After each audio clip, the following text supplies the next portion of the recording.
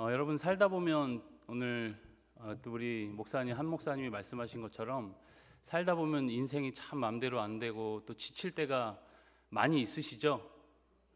저 어린 사람이 이런 얘기하니까 좀 기분이 안 좋으시죠? 네, 여러분 어쨌든 지치시죠? 네, 지칠 때가 많이 있습니다. 여러분들 많이 지치실 겁니다. 일이 잘 뜻대로 풀리지 않아서 지치고 여러 또 관계의 문제 때문에 지칩니다. 그렇죠? 그리고 또 직장에 출근하기가 참 힘들죠. 우리 젊은 사람들은 직장에 이제 출근하는 것 자체가 힘들고 상사 눈치 보랴 또 업무 성과 내랴 참 지친 세상에서 살아갑니다. 그래서 여러분 요즘 젊은 세대들 안에서 이 딩크족에 이어서 이제 또 파이어족이라는 말이 등장했습니다. 여러분 혹시 딩크족, 파이어족 들어보셨나요? 처음 들어보세요? 네, 딩크족이라는 것은 뭐냐면은 더블 인컴 노 키즈 해서 앞에 글자만 영어만 따서 딩크라고 하는데 무슨 말이냐면은 이 맞벌이 무자녀의 삶을 이제 딩크족, 맞벌이 부부가 맞벌이하고 자녀는 없이 이렇게 사는 것을 이제 딩크족이다 이렇게 이야기를 합니다. 애 없이 여러분 부부 둘이 벌어서 그냥 큰 걱정 없이 이제 많이 스트레스 받지 말고 좀 편안하게 살자. 그것이 이제 딩크족들이 이제 추구하는 삶이죠. 그렇다면 여러분 파이어족은 뭘까요? You fire 여러분 들어보셨나요? 너 해고야 이제 그런 말이잖아요.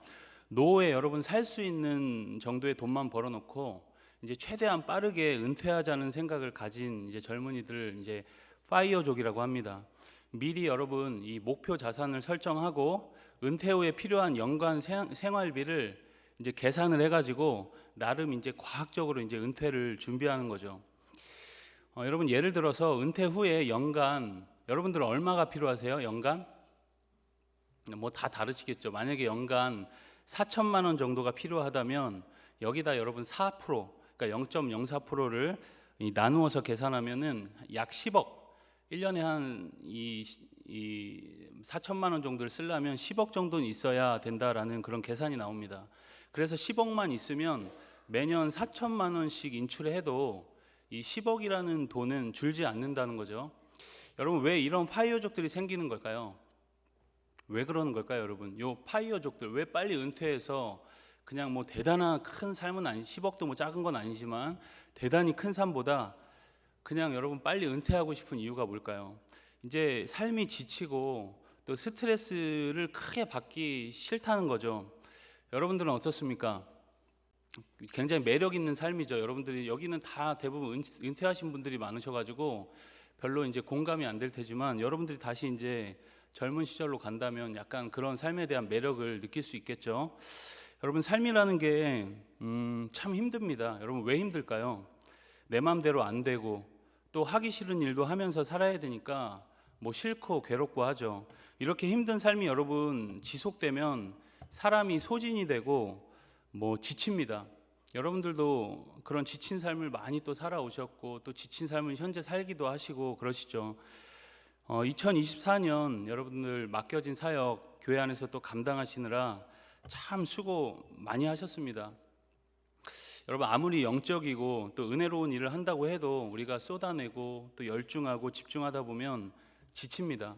이렇게 여러분 지치니까 이제 교회 안에서도 죄송합니다. 여러분 누구 지칭하는 말도 아니고 뭐 그냥 하는 얘기입니다. 교회 안에도 여러분 파이어족들이 많이 있습니다. 빨리 은퇴할 때도 안 됐으면서 자꾸 은퇴하시려고 목사님 저는 내년에 안 해요. 더 이상 못 하겠어요. 이제 이런 사람들이 지금 제 귀에 많이 들어오셨고 이미 그래서 저도 참 난감한데 어쨌든 이렇게 파이어족들이 굉장히 많습니다. 자꾸 때가 아닌데 빨리 자꾸 은퇴를 하려는 거죠. 여러분 특별히 이렇게 연말을 되면은 그만두겠다는 분들이 참 많습니다. 할 만큼 했다는 거죠. 여러분 지난주에 우리 이제 중고등부 아이들을 이제 대상으로 설교를 하면서 제가 친구들한테 이제 모태 신앙 한번 손 들어봐라 이렇게 이제 한번 해봤습니다. 몇몇이 이렇게 손을 들더라고요. 그래서 그들한테 제가 물어봤습니다. 모태 신앙으로 태어나서 힘든 게 뭐냐 이제 물어봤죠. 그랬더니 이제 중학교 1학년짜리 한 명이 지쳐요 이러더라고요. 그래서 제가 좀 이제 생뚱맞고 또 이제 약간 당황해서 그래 너는 뭐가 지치냐 이제 물어봤더니 뭐 그냥 어물어물 대더니 이제 아무 대답을 안 하더라고요. 여러분 그 친구도 힘든가 봅니다. 중학교 1학년인데 벌써 지치고 여러분 모태신앙이 힘들다고 하더라고요. 어쨌든 근데 힘들다 그렇게 이야기를 하더라고요. 여러분 다 힘듭니다. 그렇죠? 중학교만 돼도 삶이 참 힘들죠. 철이 들면 여러분 인생 자체가 무겁고 힘든 의무들의 연속이고 하다 보면 고갈되는 것이 여러분 우리의 인생입니다. 여러분 우리가 아무리 좋아서 하나님의 일을 시작했어도 또 교회 일을 시작했어도 하다 보면 참 힘들죠. 배려할 것도 많고 또 관계적인 측면도 예민하고 또 신앙까지 우리가 잘 챙겨가면서 해야 되니까 어렵습니다. 교회 일이 그런 면에서 좀 어려움이 있죠. 그럼 그만두겠다는 사람들이 오셔서 자꾸 하소연하면 그 말들이 어느 정도 이해가 다 되고 저도 공감이 잘 됩니다. 그런데 또 한편으로는 이런 생각도 드는 것이죠. 주님께서 이제 주신 일을 이렇게 그냥 그만두셔도 되나? 이제 그런 생각이 듭니다. 조금만 더 하면 하나님께서 분명 큰 위로와 또 주시는 은혜들이 분명 넘칠 텐데 너무 쉽게 또 섣불리 결정하는 건 아닐까 그냥 제 혼자서 생각을 해보는 겁니다. 그런 생각이 솔직히 조금 드는 거죠. 여러분들은 어떻습니까? 신앙생활이 즐거우신가요? 대답을 이렇게 안 하시니까 여러분 신앙생활이 즐거우신가요? 예배 드림이 여러분 기쁨이 됩니까? 여러분 섬기며 감당할 때 감사가 있습니까? 아니면 여러분 자꾸 힘들다는 말만 나옵니까? 여러분 우리가 일이 너무 많고 힘들면 조정을 해야 되죠. 쉬는 때도 있어야 됩니다. 그런데 혹시 이것이 이제 영적인 문제라면 이제 또 다른 문제가 될 수 있겠죠. 우리가 여러분 살면서 큰 은혜를 경험하면 그 은혜가 계속 지속될 것 같지만 언제 그랬냐는 듯이 또다시 우리는 영혼의 침체를 경험할 수 있습니다. 이런 침체와 영적 고갈이 오면 정말 아무것도 하기 싫습니다. 지치는 거죠.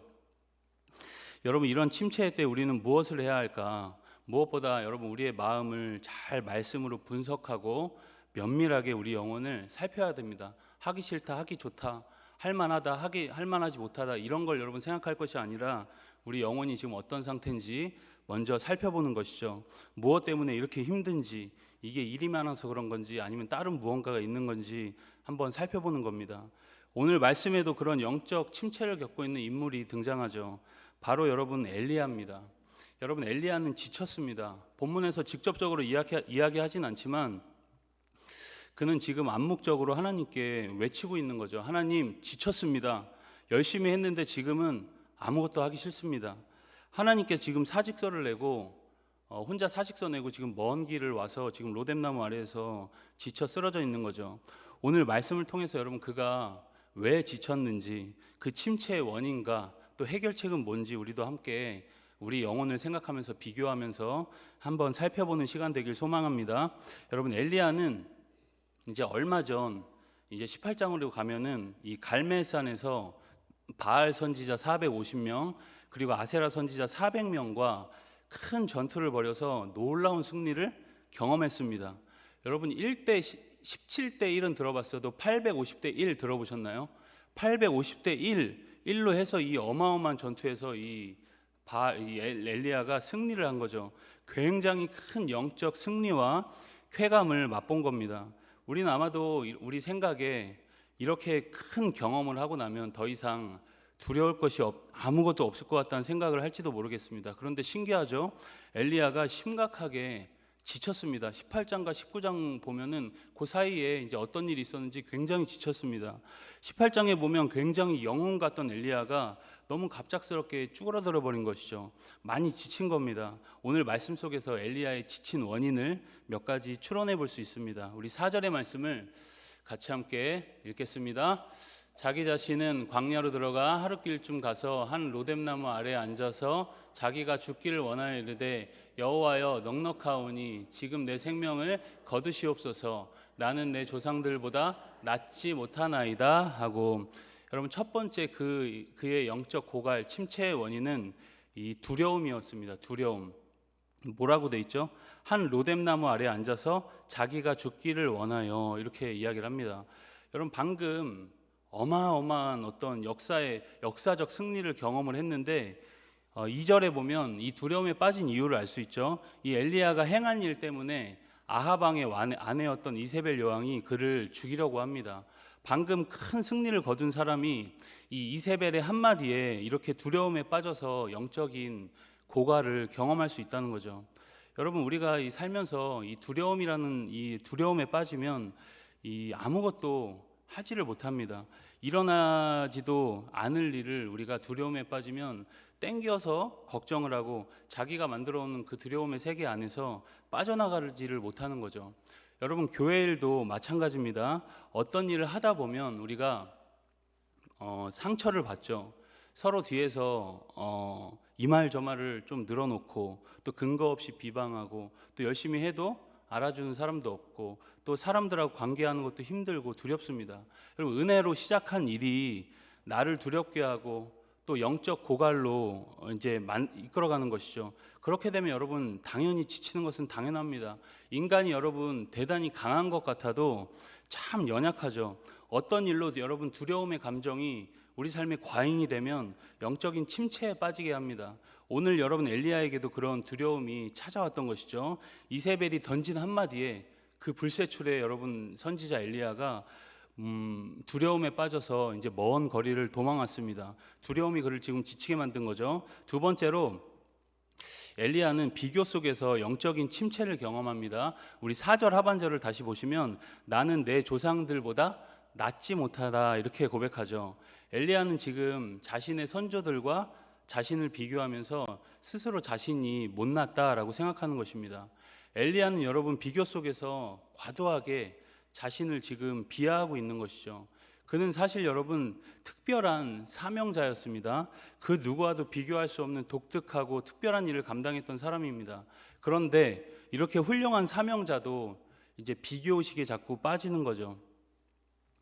여러분, 서울대생들은 저는 비교 안 하는 줄 알았습니다. 원래부터가 날고 기는 사람들이었으니까 서울대 가면 뭐 가장 높은 자존감으로 살아갈 줄 알았는데 서울대 가면 서울대생들이 더 여러분 이렇게 비교를 한다, 비교의식이 강하다 이렇게 여러분 이야기를 하더라고요. 여러분, 얼굴이 이쁘면 이쁘고 또 잘생기면 비교의식이 없는 줄 알았는데 이쁘고 잘생기면 여러분 비교의식이 더 강하죠. 여러분들은 공감이 안 되시나 봅니다. 네. 비교식이 여러분 얼굴이 이쁘고 잘생기면은 더 강하다고 합니다. 우리처럼 그냥 이제 어느 정도 생기면 뭐 그럴 수 있겠지만 이제 얼굴이 진짜 고퀄리티로 이쁘고 잘생긴 사람들은 비교식이 더 강하다고 하죠. 여러분, 우리가 물론 이런 건강한 비교 속에서 남들의 좋은 점들을 배우고 또 성장하기도 합니다. 그런데 이 비교가 너무 과잉이 돼버리면 사람이 지치는 거죠. 자꾸 자의식을 갉아먹게 됩니다. 소진이 됩니다. 나는 뭔가 부족해. 나는 저 사람에 비하면 뭔가 너무 찌질해. 이제 자꾸 이런 비교의식에 빠지는 거죠. 여러분, 하나님은 우리를 다 유일하고 아주 독특하고 특별하게 창조하셨습니다.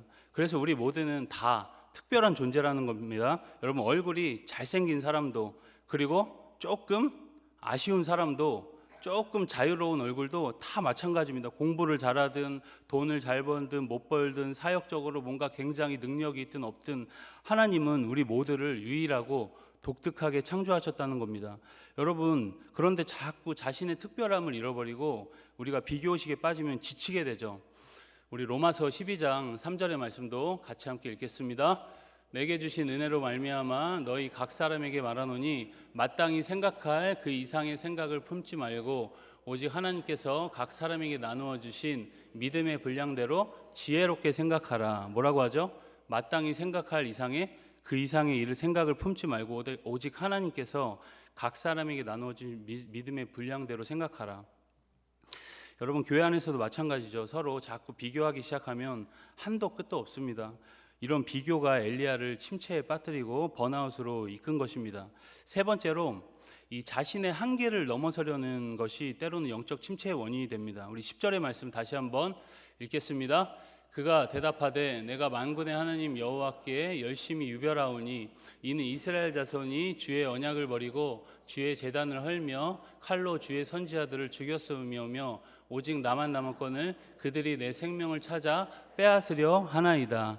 내가 여러분 만군의 하나님께 열심히 특별하고 유별했는데 이제 변한 게 지금 없다는 거죠. 엘리야는 지난 3년 동안 최선을 다해 노력했지만 이스라엘은 전혀 변화되지 않는 것처럼 보였습니다. 특심을 다해서 최선을 다했는데 결과적으로 별로 바뀐 게 없다고 생각하는 거죠. 여러분 열심히 하는 거 좋습니다. 열심히 당연히 해야죠. 주님께서 맡기신 일.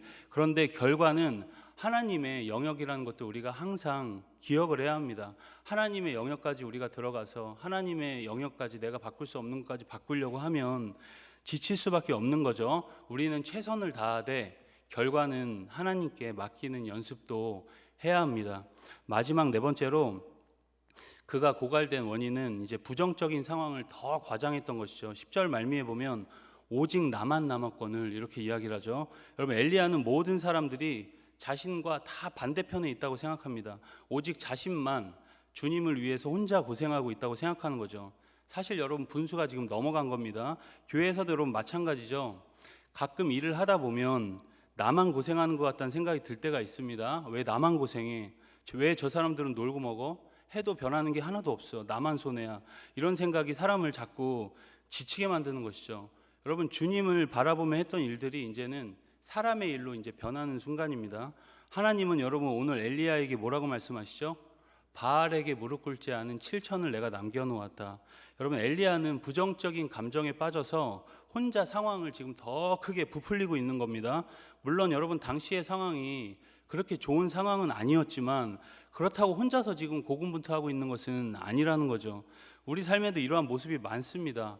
분명 내게 닥친 상황이 만만한 상황은 아니지만 그렇다고 해서 그렇게까지 크게 가장해서 나만 혼자 고생하고 있다고 생각하는 것은 잘못된 감정이죠. 부정적 감정의 과잉이죠. 여러분들은 어떻습니까? 여러분 한 해 동안 감당하면서 혹시 번아웃이 오지는 않았습니까? 여러분 방금 우리가 나눈 네 가지 중에 우리가 침체에 빠지고 지친 원인이 있었다면 그 해결책도 말씀에서 찾고 나아갈 방향을 우리가 다시 설정하는 거죠. 우리가 주의 일을 힘들다고 또 안 할 수는 없지 않겠습니까? 그렇다면 우리가 잘 살피고 회복해서 다시 규모 있고 질서 있게 감당을 해야 합니다. 그 방법이 뭘까? 우리 짧게 네 가지만 나누어 보겠습니다. 첫 번째로 여러분 육신을 돌보는 겁니다. 엘리야는 혼자 지금 푸념을 늘어놓다가 지금 로뎀나무 아래서 잠들었습니다. 천사가 와서 그를 어루만지고 그의 머리맡에 떡과 물을 가져다 놓고 깨웁니다. 그리고는 뭐라 그러죠? 일어나서 먹으라. 엘리야는 먹고 또 바로 잡니다. 천사가 다시 와서 그를 어루만지고 다시 한번 음식을 가져다 줍니다. 음식을 먹고 나서야 다시 일어나서 이제 하나님이 주신 사명의 길을 걸어갑니다. 여러분 육신적으로 피곤하고 또 정신적으로 지치면 아무리 강한 사람이라도 여러분 침체에 빠질 수 있습니다.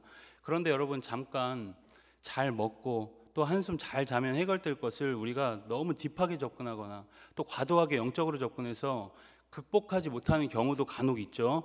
하나님께서는 엘리야를 믿음 없다고 책망하시거나 정죄하지 않으시고 오히려 그의 육체적 필요를 정확하게 채우십니다. 우리가 여러분 우리의 육신을 너무 돌보는 것도 여러분 꼴보기가 싫죠. 그렇죠? 너무 육신을 돌보고 막 건강 따지고 막 이러면 그 사람을 좀 그렇죠. 너무 돌보는 것도 문제지만 육신의 한계를 잘 알지 못하고 막 내 육신을 사용하는 것도 문제가 될 수 있습니다. 여러분 하나님이 주신 육체를 잘 돌볼 수 있길 바랍니다. 여러분 힘들 때 여러분 뭘 먹을 때 여러분 이렇게 힘들 때는 좋은 것을 좀 먹으려고 노력하고 또 반대로 너무 많이 스트레스 받는다고 너무 또 먹는 분들 계시잖아요. 그렇죠? 너무 집어넣어서 너무 그냥 아무튼 제가 참 말로 표현하기 어려운데 너무 집어넣어서 너무 아무튼 좀 이렇게 얼굴이 그 다음날 막 이만해지고 막 이래가지고 어쨌든 너무 막 이렇게 집어넣지 마시고 적당하게 드실 땐 또 적당하게 드시고 절제할 땐 절제하고 건강을 위해서 여러분 야식 같은 것들은 또 안 먹는 게 좋겠죠. 그렇죠? 야식 같은 것들 안 먹고 운동도 꾸준하게 하시고 자신의 몸을 세심하게 이렇게 돌봐야 주의 일도 감당할 수 있습니다. 여러분 몸이 망가지면 모든 상황이 다 부정적으로 인식이 됩니다. 아프면 여러분 아무것도 하기 싫죠.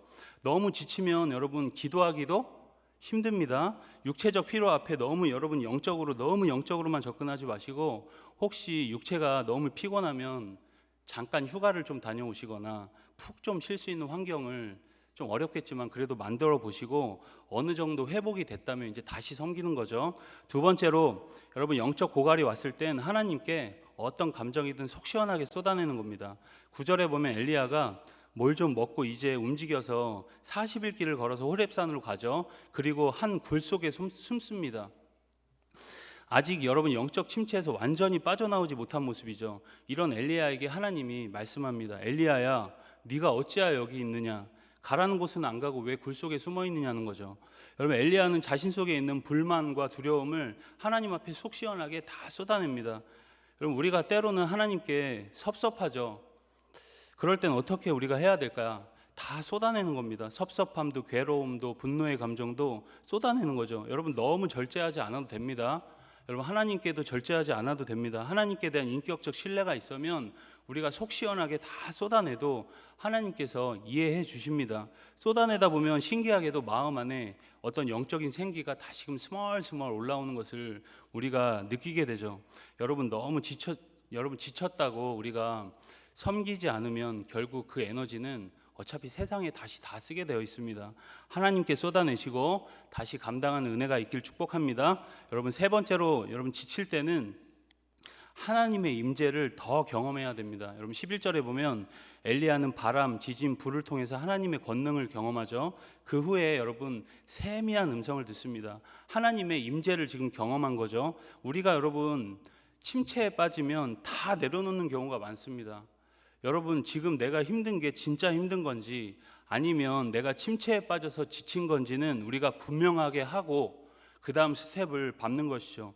단순히 여러분 힘들다고 교회 일도 삶의 의지도 하던 모든 사명 다 내려놓으면 나중엔 더 고갈됩니다. 우리가 여러분 지칠수록 하나님을 경험할 임재의 자리로 자꾸 나와야 합니다. 그래서 여러분 다시 체험을 받아야죠.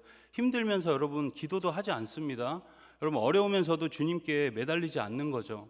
발길을 떼어서 예배의 자리로 나와야 뭔 일이 일어나도 여러분 일어날 것 아닙니까? 그렇죠?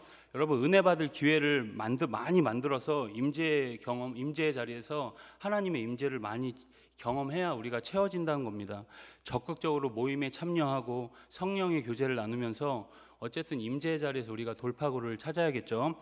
마지막 여러분 네 번째로 지치지만 그럼에도 우리가 회복이 되려면 계속 사명을 감당을 해야 합니다. 지친다고 여러분 다 내려놓으면 이제 진짜 끝이 납니다. 뭐라도 여러분 붙잡아야겠죠. 14절에 보면 임재를 체험한 엘리야가 여전히도 이 침체에서 완전히 빠져나오지 못한 모습을 그 맥락에서 우리가 볼 수 있습니다. 그러나 하나님은 15절에 보면 그의 상황과는 전혀 상관없이 이제 다음 사명을 주세요. 어느 정도 회복시키고 나서 이제 다음 사명을 그냥 주시는 거죠. 여러분 침체를 이기는 가장 빠른 방법은 어느 정도 나를 보살폈다면 이제 하나님 필요에 나를 맞추는 겁니다. 여러분 자신에게 계속 집중하면 이 고갈에서 우리가 절대 빠져나올 수 없습니다. 여러분 조금 쉬면 주의 일을 다시 감당할 것 같죠, 여러분, 그렇죠? 어떻습니까? 다시 감당하든가요? 너무 오래 쉬다가 이제 나중에 힘없을 때 와가지고 하겠다고 이제 그렇게 되는 거죠. 여러분 조금 쉬면 다시 할 것 같은데 그렇지가 않습니다. 우리 힘 있을 때 많이 해야죠. 그러나 여러분 사명은 말 그대로 사명입니다. 사명은 여러분 하나님이 너 그만해, 다른 거 해, 딴 데 가, 이럴 때까지 여러분 우리가 하는 거죠. 그런데 여러분 그 사명의 자리가 신기하게도 하나님의 은혜를 계속 경험하는 자리가 됩니다. 여러분 사명의 자리에 있어야 하나님을 경험하고 또 사명의 자리에서 회복이 건강하게 이루어지는 것이죠. 여러분 아직 조금 남았지만 이제 교회력으로 보면 11월 달이 이제 마지막입니다. 한 해 참 고생 많으셨고 또 수고 많이 하셨습니다. 그런데 여러분 혹시 오늘 말씀의 제목처럼 여러분들도 하나님께 저 지쳤어요, 저 이제 그만할래요, 이런 영적 우울과 또 침체에 빠져 있지는 않는지 한번 돌아봤으면 좋겠습니다. 오늘 말씀을 통해서 나의 상황을 먼저 면밀하게 여러분 분석하시고 그 해결책을 여러분 하기 싫어 그냥 내려놓을래, 몰라 이제 그렇게 하지 마시고 다시금 하나님이 주시는 사명의 길을 여러분 힘차게 걸어갈 수 있길 간절히 축복합니다. 여러분 지친 영혼들이 있다면 놀라운 회복과 치유가 이 사명의 자리에서 다시금 주님께서 회복시켜 주시기를 주의 이름으로 간절히 소망합니다. 우리 같이 오늘 말씀을 위해서 말씀 기억하면서 기도하겠습니다. 하나님